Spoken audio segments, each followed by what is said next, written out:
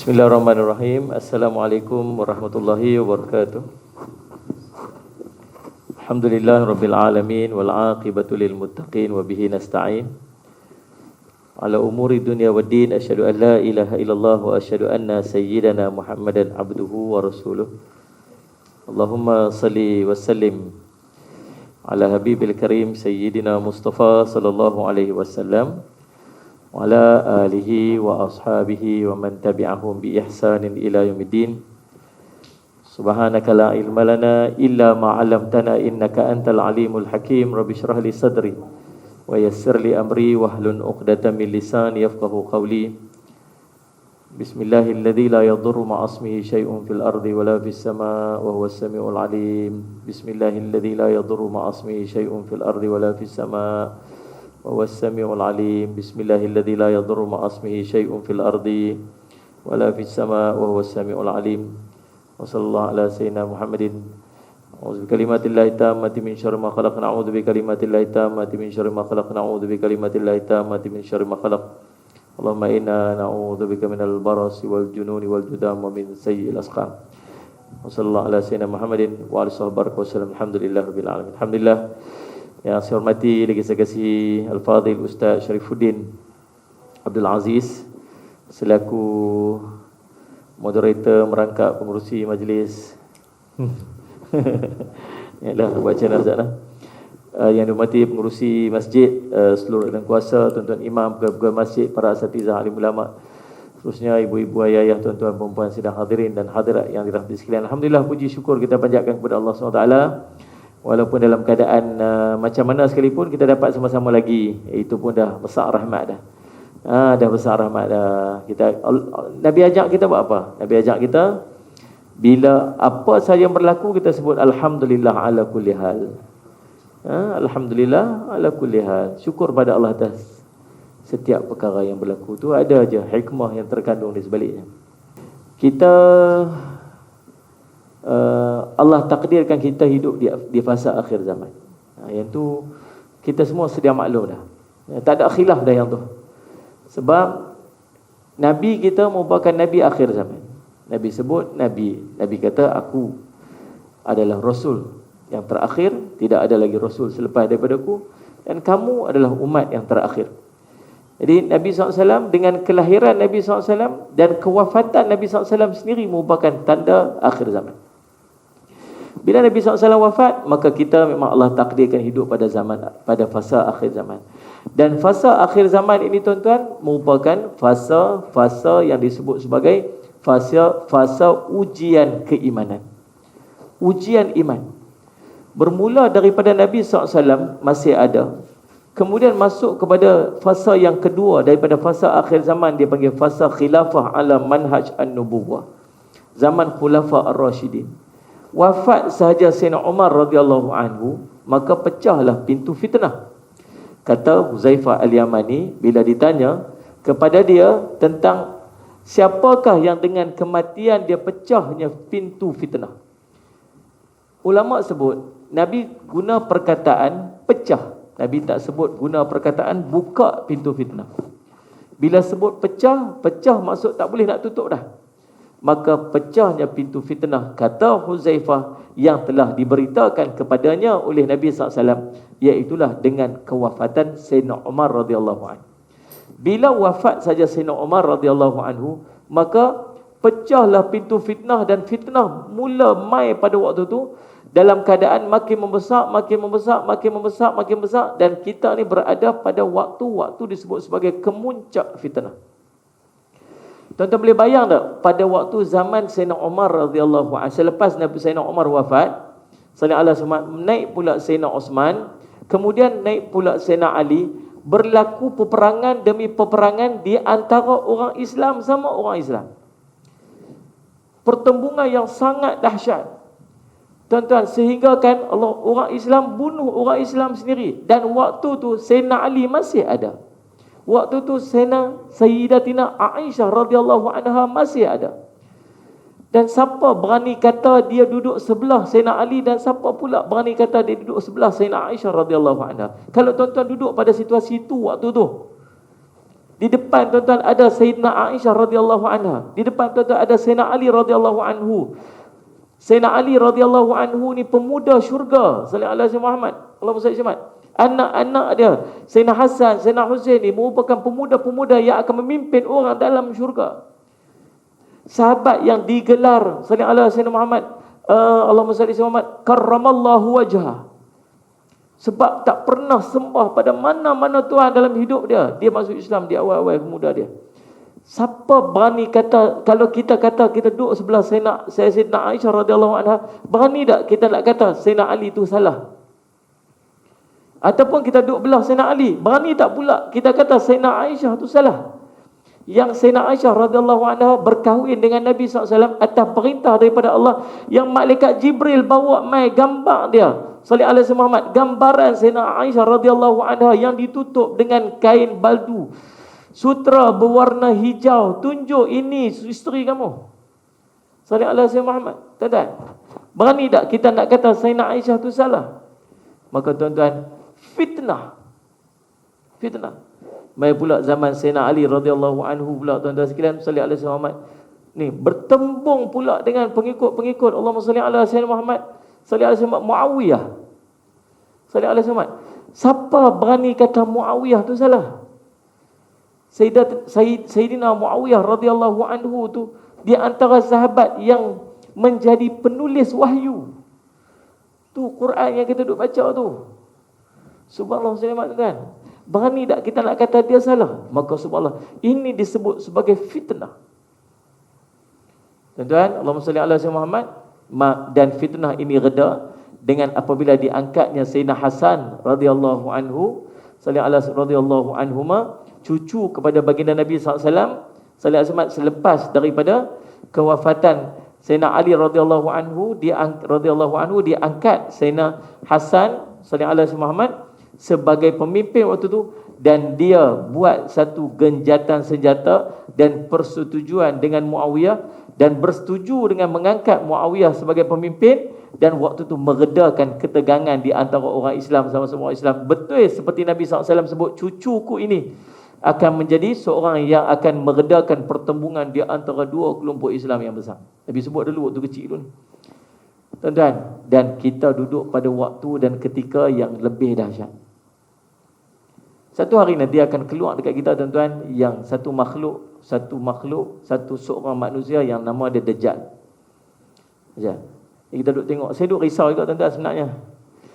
Apa yang duduk berlaku dekat Saudi beberapa ketika ni, saya sendiri hati saya risaulah. Tapi saya jarang duduk cakap dalam majlis, kecuali beberapa majlis saya duduk cakap. Dengan majlis ni lah, program ni lah. Apa yang berlaku di Saudi tu risau hati.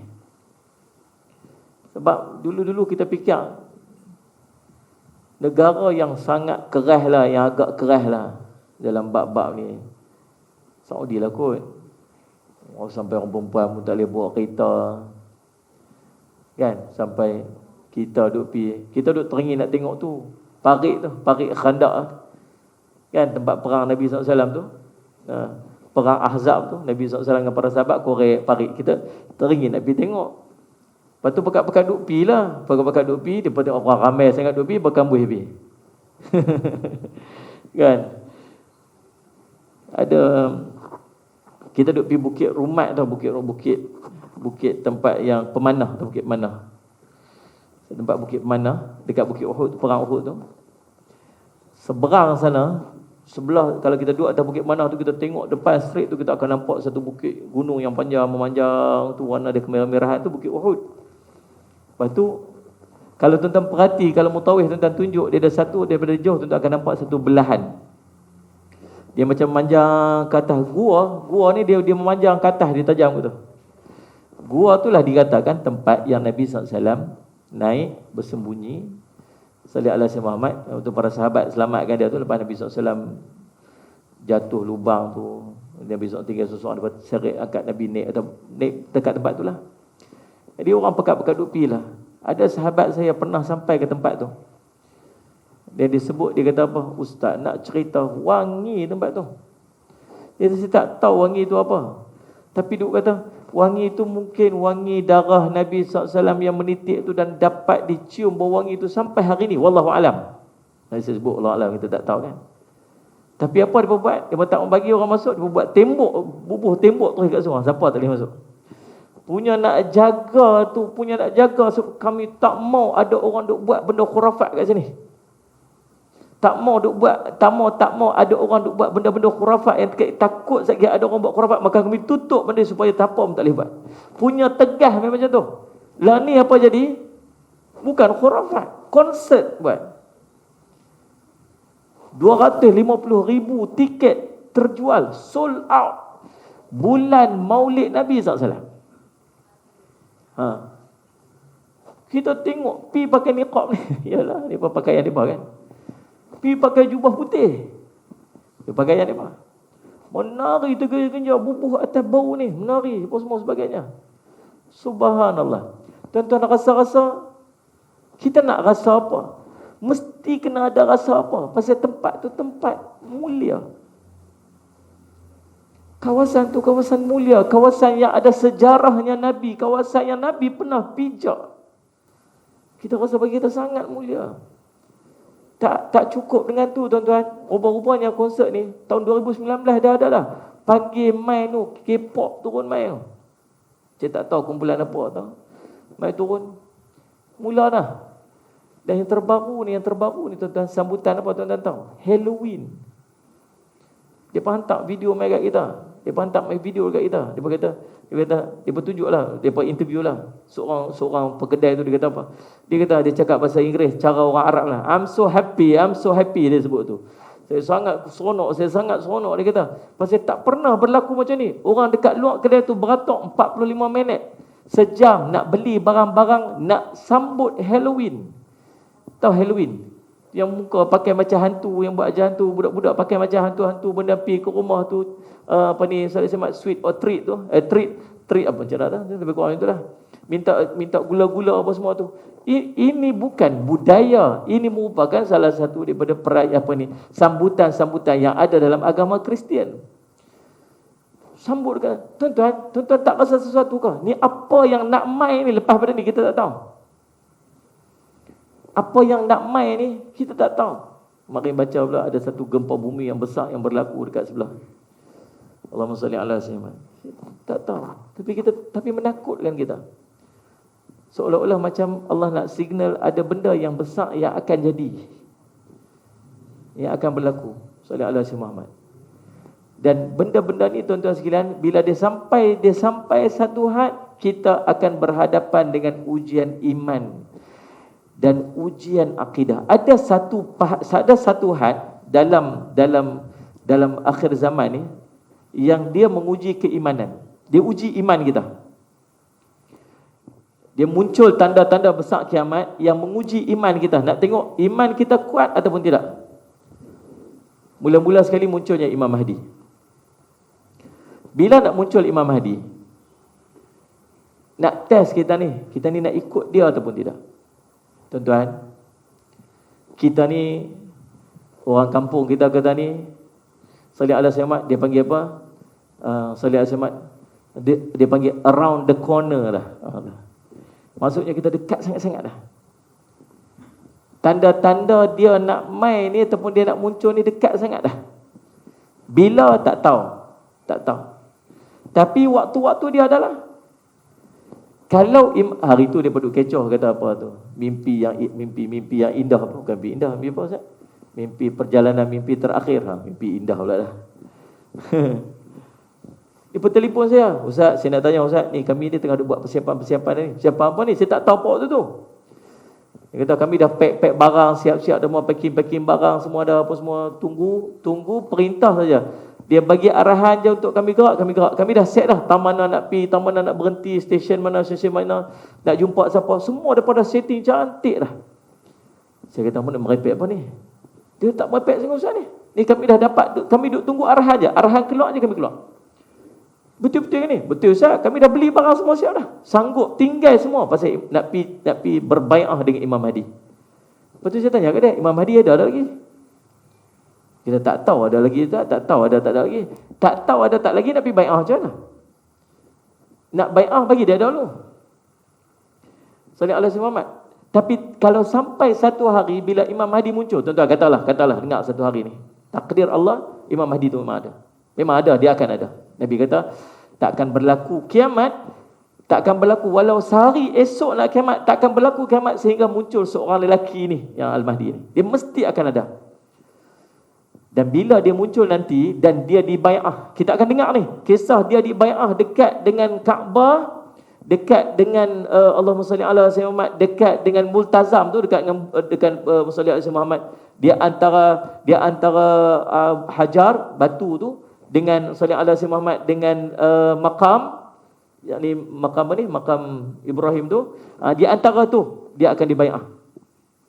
Bila musim haji, bila berlaku saja pembaiatan Imam Mahdi ni, kita semua akan dengar ni, kita akan tahu.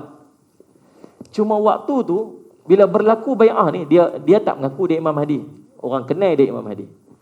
Maka bila kenal dia, saya cuma ulama semua kenal dia, kata kamu lah Imam Mahdi betul. Dia lari dulu, dia tak mau. Kemudian dia dibawa juga, dia lari ke Madinah, dia bawa juga, akhirnya sampai ke Mekah dan akhirnya dia dibai'ah. Bila berlaku saja pembaiatan, waktu tu mereka akan bergerak ke mana? Mereka akan bergerak ke Syam. Bila bergerak ke Syam, akan sampai satu kelompok yang memegang bendera-bendera hitam tu. Mereka ni kelompok yang mula-mula sekali akan pergi berbai'ah dan ikut Imam Mahdi. Waktu mereka ni muncul, Nabi kata apa? Nabi kata, kamu nampak mereka tu mai? Mereka dengan bendera hitam, kelompok mereka bertembung, mereka berbai'ah dengan Imam Mahdi. Waktu tu Nabi kata apa? Kamu datangi mereka. Ni, orang Sungai Bakak ni. Orang Sungai Bakak ni, duduk pasir ni. Kita kena pi kat mereka. Nabi kata, ataituhum walau habwanu ala salj. Datangi mereka walau kamu terpaksa merangkak atas salji. Nak abang kata, susah lagu mana pun, mesti pi kat mereka. Cuma persoalan dia, tuan-tuan cuba fikir tengok. Ni dalam keadaan macam ni, dalam keadaan aku ni. Ni yang dah mula duk pi, boleh pi cuti Cameron Highland sampai jam tu. Yang boleh pergi sampai Langkawi tu, sampai full tuan-tuan JT tu. Salih Ahmad. Saya pergi ada program ni dekat Pulau Pangkor tu, subhanallah tuan-tuan segala manusia punya ramai merenyuk-renyuk. Dia halau kita keluar. Lambat sikit, no, orang nak masuk. Punya dahsyat kan. Salih Ahmad tuan-tuan. Salih Ahmad. Yang ramai-ramai macam tu ni, Salih Ahmad ni, dalam keadaan kita macam ni, tiba-tiba keluar satu perintah, jom kita keluar pergi bai'ah dengan Imam Mahdi.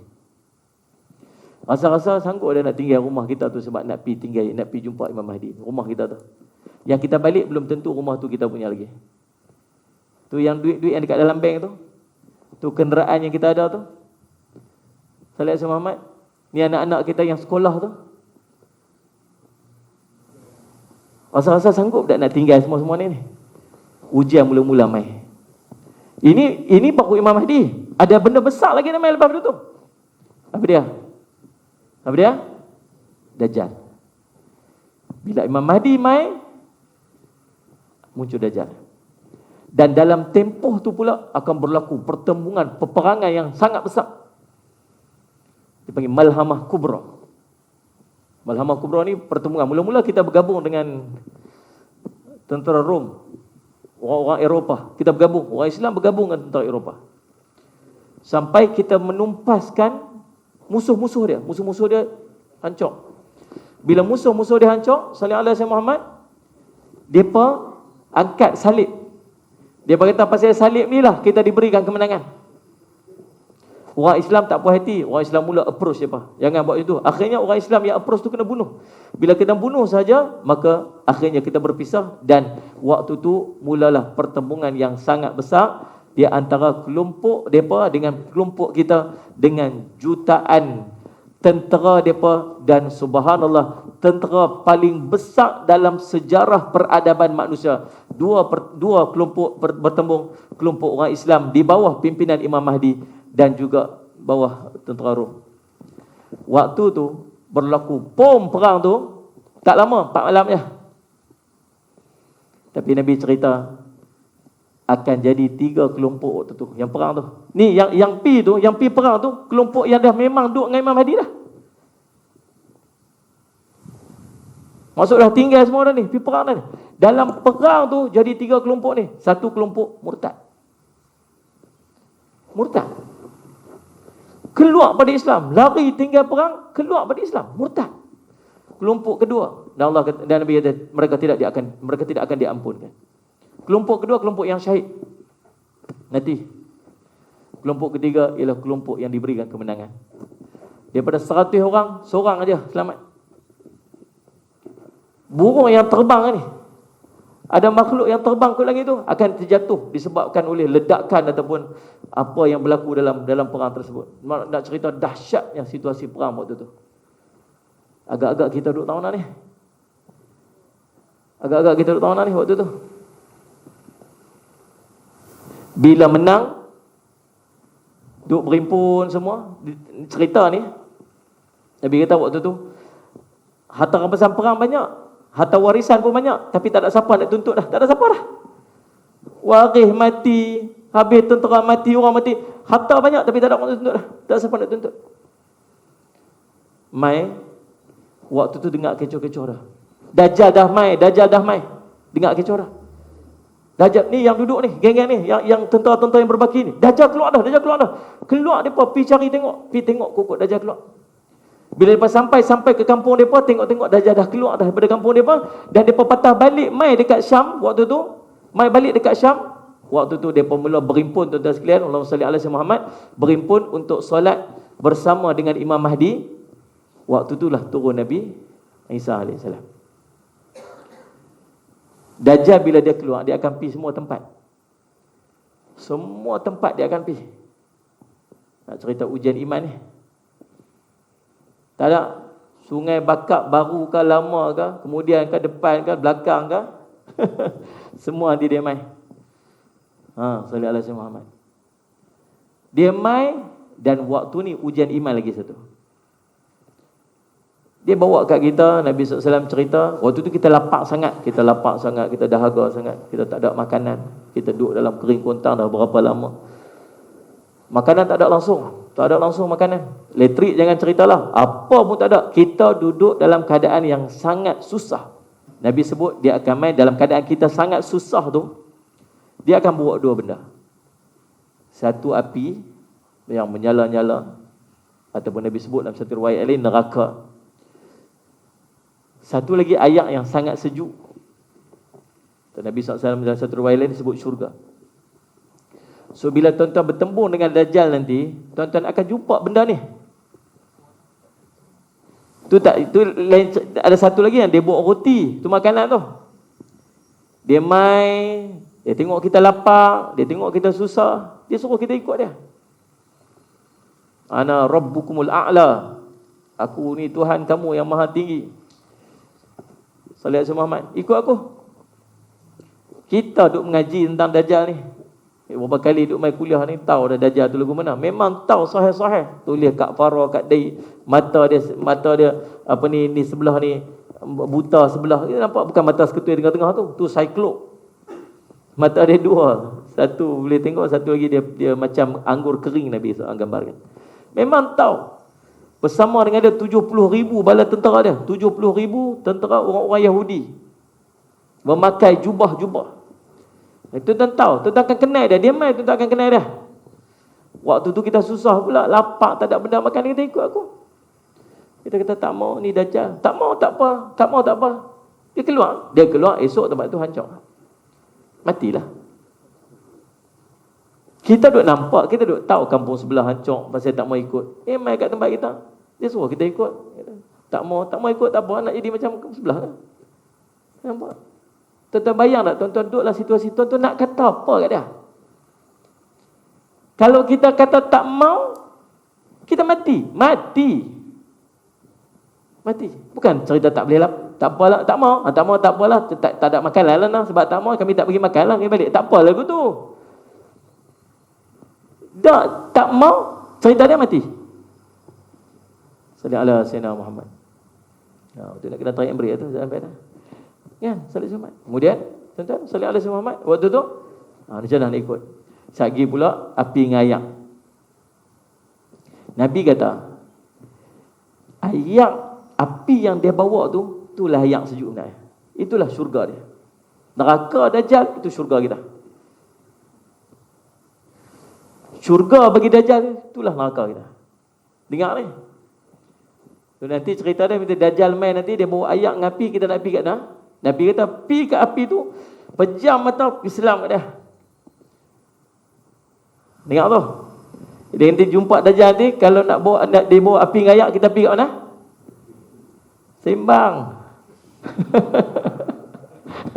Alah ni lah api Ustaz, bukan main lagi. Lagi api tengok dia perang menyala dengan hangat apa semua. Tuan-tuan, waktu tu ujian iman kita. Nabi kata api itulah ayak.